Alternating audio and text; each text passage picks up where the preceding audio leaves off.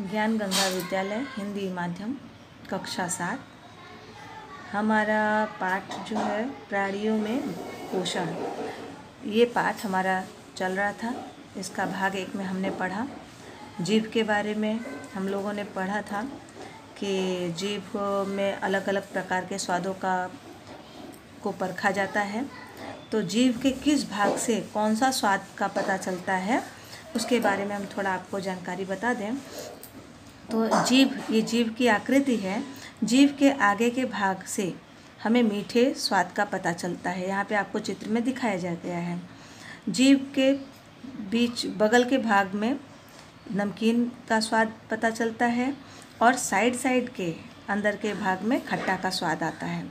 और जीभ के एकदम पीछे के भाग से हमें कड़वा स्वाद का पता चलता है। इस तरीके से हमारे जीभ के पूरे जीभ में के अलग अलग भागों से अलग अलग प्रकार के स्वादों का हमें पता चलता है। अब जीभ के बाद हम लोग आगे बढ़ते हैं भोजन नली। भोजन नली जिसे ग्रसिका भी कहते हैं, निगला हुआ ग्रास नली अथवा ग्रसिका में आ जाता है। चित्र 2.2 देखिए। ग्रसिका गले एवं वक्ष से होती हुई जाती है।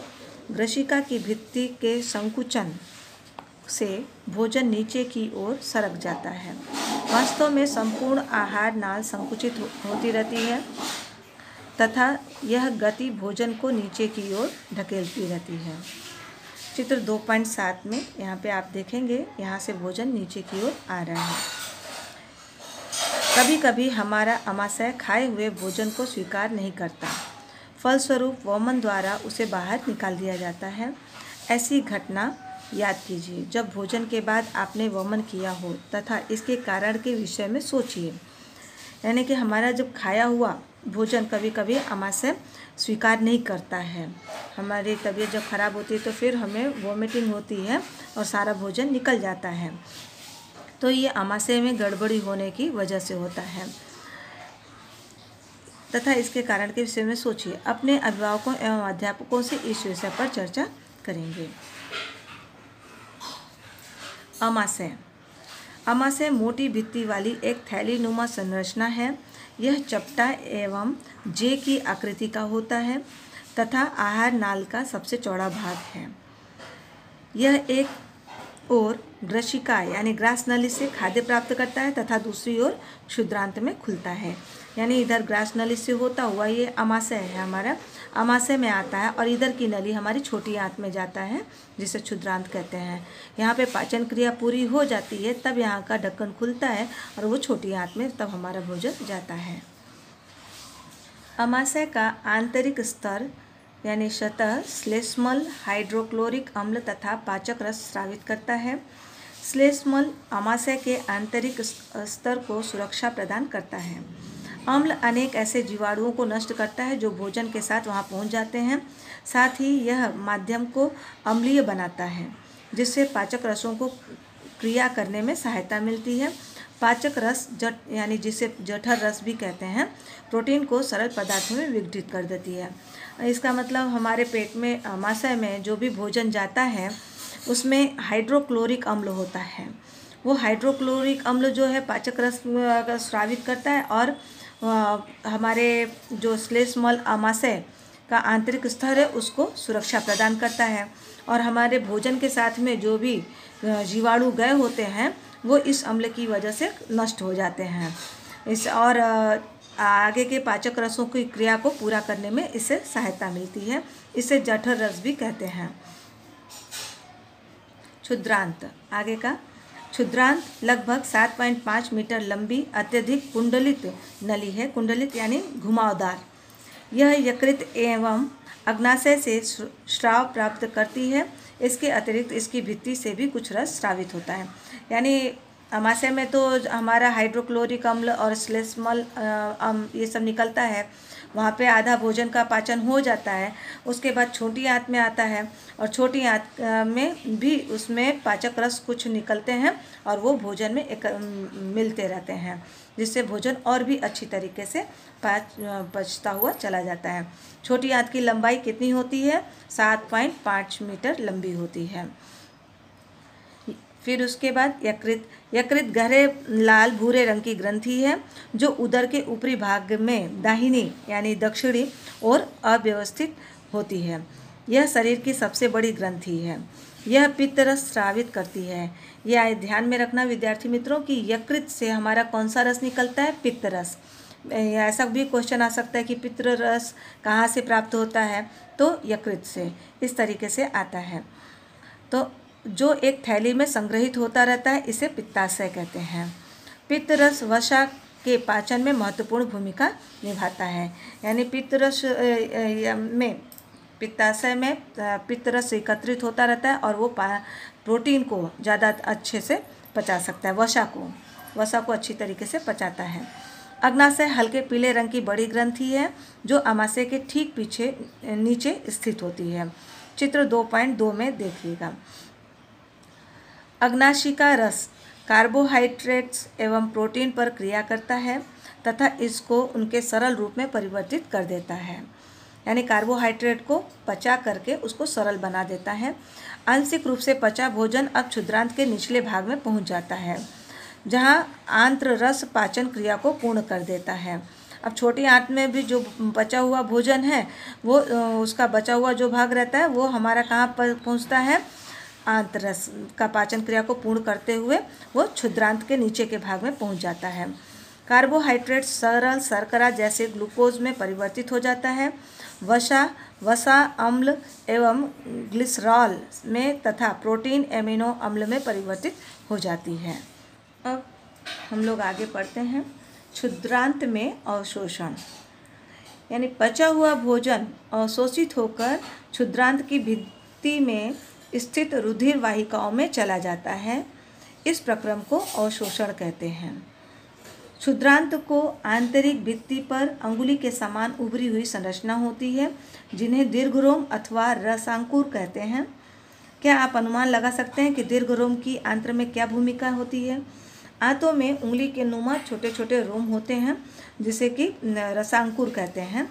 ये दीर्घरोम पचे हुए भोजन के अवशोषण हेतु तल क्षेत्र बढ़ा देते हैं। प्रत्येक दीर्घरोम में सूक्ष्म रुधिर वाहिकाओं का जाल फैला रहता है।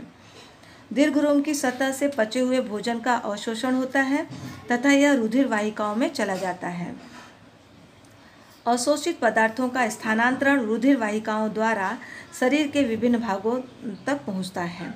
यानी वो रक्त में परिवर्तित हो जाता है वो रस और वो रुधिर वाहिकाओं यानी जो रक्त की नलिकाएं होती हैं उसके द्वारा हमारे शरीर के विभिन्न भागों तक पहुंचता है जहां उनका उपयोग जटिल पदार्थों को बनाने में किया जाता है। इस प्रक्रम को स्वांगीकरण कहते हैं। स्वांगीकरण किसे कहते हैं? तो रुधिर वाहिकाओं द्वारा जो रक्त है वो शरीर के विभिन्न भागों तक पहुंचाया जाता है जहां उसका जटिल पदार्थों को बनाने में उसका उपयोग किया जाता है, उसे स्वांगीकरण कहते हैं। कोशिकाओं में उपस्थित ग्लूकोज का विघटन ऑक्सीजन की सहायता से कार्बन डाइऑक्साइड एवं जल में हो जाता है और ऊर्जा मुक्त होती है। भोजन का वह भाग जिसका पाचन नहीं हो पाता अथवा अवशोषण नहीं होता वो बृहदांत में भेज दिया जाता है। यानी हम भोजन को पचा करके उसके जो पाचक रस निकले वो हमारे यकृत के द्वारा दीर्घरोम से होते हुए हमारी रुधिर वाहिकाओं के द्वारा पूरे शरीर में पहुंचा दिए जाते हैं। लेकिन जो पाचन नहीं हो पाता जिन भोजनों को वो भोजन हमारे छोटी आंत से होते हुए हमारी बड़ी आंत में भेज दिया जाता है। अब इसके बाद है बृहदांत्र यानी बड़ी आंत। बृहदांत्र क्षुद्रांत की अपेक्षा चौड़ी एवं छोटी होती है। हमारी छोटी आंत का लंबाई 7.5 मीटर था तो उसी हिसाब से जो हमारी बड़ी आंत होती है उसका लंबाई छोटी आंत की अपेक्षा कम होता है लेकिन ये चौड़ा ज़्यादा होता है। यह लगभग 1.5 मीटर लंबी होती है। इसका मुख्य कार्य जल एवं कुछ लवणों का अवशोषण करना होता है। बचा हुआ अपाचित पदार्थ मलाशय में चला जाता है तथा अर्ध ठोस मल के रूप में रहता है। समय समय पर गुदा द्वारा यह मल बाहर निकाल दिया जाता है, इसे निष्कासन कहते हैं। आगे हमारा 2.3 घास खाने वाले जंतुओं में पाचन। अभी तो हम लोग मनुष्यों में किस तरीके का पाचन होता है वो हमने पढ़ा। अब अगर जो जंतु है जो घास खाते हैं उनमें पाचन क्रिया कुछ अलग प्रकार की विधियों द्वारा होता है, तो उसके बारे में हम लोग आगे समझेंगे। क्या आपने गाय भैंस तथा घास खाने वाले शाकाहारी अन्य जंतुओं को देखा है? वे उस समय की लगातार जुगाली करते रहते हैं जब वे खा न रहे हों। वास्तव में वे पहले घास को जल्दी जल्दी निगलकर आमाशय के एक भाग में भंडारित कर लेते हैं। यह भाग रूमेन यानी प्रथम आमाशय कहलाता है। रूमिनेट में आमाशय 4 भागों में बटा होता है। रूमेन में भोजन का आंशिक पाचन होता है जिसे जुगाल कंड कहते हैं, परंतु बाद में जंतु इसको छोटे पिंडकों के रूप में पुनः मुख में लाता है तथा जिससे वह चबाता रहता है। इस प्रक्रम को रोमंथन कहते हैं या जुगाली कहते हैं। आप लोगों ने देखा होगा गाय भैंस बकरियों को खाते हुए वो जल्दी जल्दी वो पूरा खा लेते हैं, फिर एक जगह आराम से बैठ करके फिर मुंह हिलाते रहते हैं, उनके मुंह से झाग निकलता रहता है। तो आप देखिए ध्यान से तो आपको पता चलेगा कि उनके मुंह में फिर से वो घास या भूसा कहाँ से आ जाता है। तो आपको दिखाई पड़ेगा कि उनके पेट में से एक नली के द्वारा फिर से वापस आता है। उनका जो आमाशय होता है वो 4 भाग में बटा होता है जिसे रूमिनेंट कहते हैं। ये हमारा जो रूमेन है वो पहला आमाशय होता है, उसमें सारा घास चला जाता है और फिर वो बाद में धीरे धीरे दूसरे नली द्वारा निकाल करके फिर उसको जुगाली करते हुए चबा चबा कर आराम से फिर उस भोजन का पाचन करते हैं। घास में सेल्यूलोज की प्रचुरता होती है जो एक प्रकार का कार्बोहाइड्रेट होता है। किसी रूमिनेट अथवा रोमंथी पशु हिरन आदि के रूमेन में सेल्यूलोज का पाचन करने वाले जीवाणु पाए जाते हैं। बहुत से जंतु ऐसे मानव सेल्यूलोज का पाचन नहीं कर पाते हैं। जानवरों जैसे घोड़ा खरगोश आदि में क्षुद्रांत एवं बृहदांत के बीच एक थैलीनुमा बड़ी संरचना होती है जिसे अंधनाल कहते हैं। आपने 2.9 के चित्र में देखा है, उसको ध्यान से देखिएगा तो आपको वहाँ पे अंधनाल दिखाई पड़ेगा। चित्र 2.9। भोजन के सेल्यूलोज का पाचन यहाँ पर कुछ जीवाणुओं द्वारा किया जाता है जो मनुष्य के आहार नाल में उपस्थित होते हैं। मनुष्य के आहार नाल में इस प्रकार के जीवाणु नहीं होते हैं जो कि शाकाहारी घास खाने वाले जानवरों के बीच में पाए जाते हैं।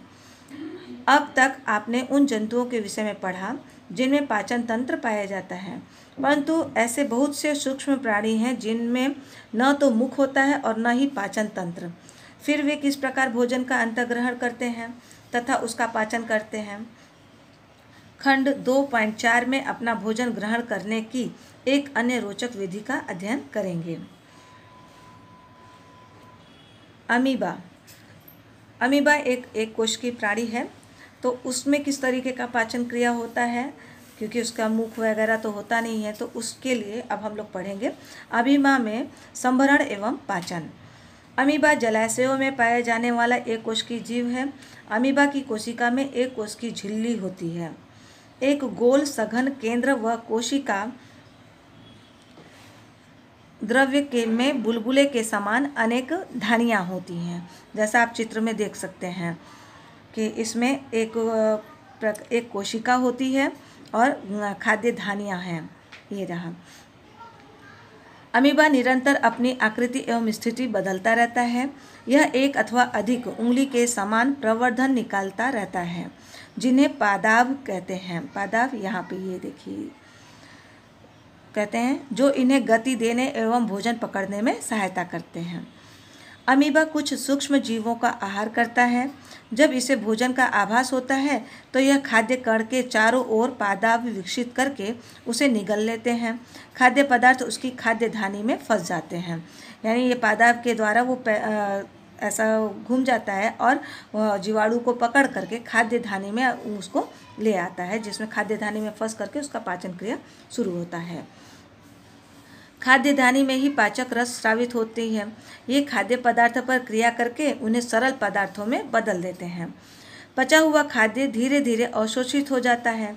अवशोषित पदार्थ अमीबा की वृद्धि, रख रखाव एवं गुणन के लिए उपयोग किए जाते हैं।